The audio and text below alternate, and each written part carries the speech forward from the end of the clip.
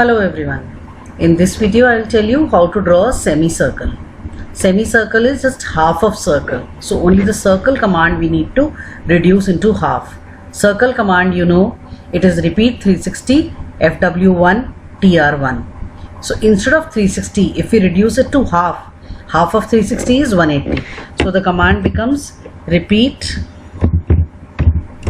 180. Instead of 360 we will give 180.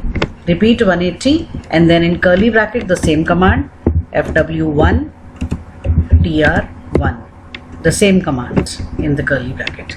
So the command for semicircle becomes repeat 180 FW1 TR1. The turtle will move for 180 times, it will move 1 steps, and after 180 times it will stop. That is half circle. If we give the same command again, it can complete the circle. But we want semicircle, so we'll just stop here. So this way you can draw a semicircle using repeat command.